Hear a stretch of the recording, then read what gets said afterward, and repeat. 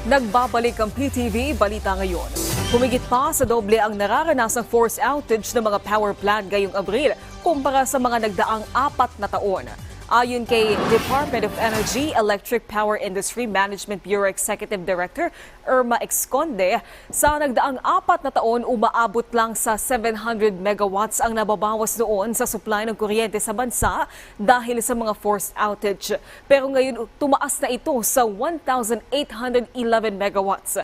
Dahil sa mga forced outage, nagsunod-sunod ang pagsasailalim sa Luzon at Visayas grid sa yellow at red alert. Hudyat ng posibilidad ng pagkakaroon ng power supply interruption. Unang sinabi ng DOE na maiuugnay ang force outage ng mga planta dahil sa mataas na temperatura habang iniimbestigahan na ng Energy Regulatory Commission ang sanhi sa likod nito. Magandang balita po sa mga single parents, may libreng sakay para sa inyo ang MRT3 at LRT2 bukas April 20 bilang selebrasyon sa Solo Parents Day.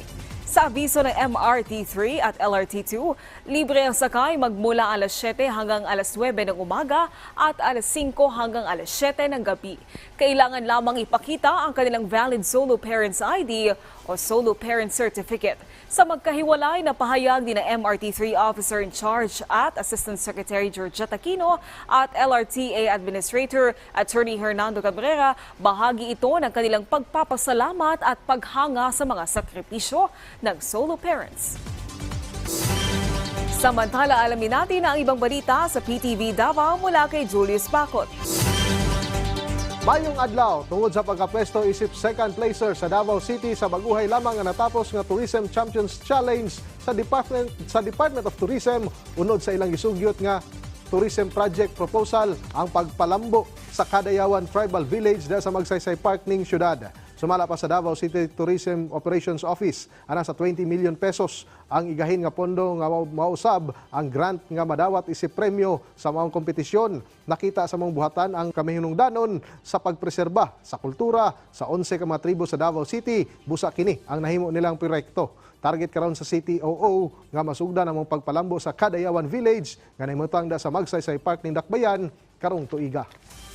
The fund will be focused on the redevelopment, pag-ayos ng area, pag-ayos ng public toilet, paglagay ng pasalubong center, and even the landscaping ng area. It will really focus on the enhancement ng Magsaysay Park. Samtang nagkatapok o nagpahigayon og orientation ang lokal nga panggamhanan sa Panabo City sa mga barangay Tanod ug Lupong tagapamayapa sa maong syudad. Ang maong panagpulong gipahigayon da sa Panabo Gym sa JP Laurel, Panabo City niadtong adlaw Miyerkules. Din sa pagpanguna kini sa Public Order and Safety Section kon POSS. Ang orientation program gihimo aron sila mamahimong mas alisto silang mga katungdanan ug responsibilidad isip nga bantay sa kalinaw sa matag barangay. Gitambong sa mga aktibidad ang pipila ka mga opisyal sa maong syudad. Og mao kadtong mga nag-unang mga balita gikan dinhi sa PTV Davao, ako si Julius Bacot. Mayong adlaw. Daghang salamat Julius Bacot. At yan ang mga balita sa oras na ito.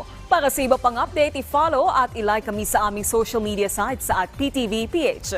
Ako po si Naomi Tiburcio para sa Pambansang TV sa Bagong Pilipinas.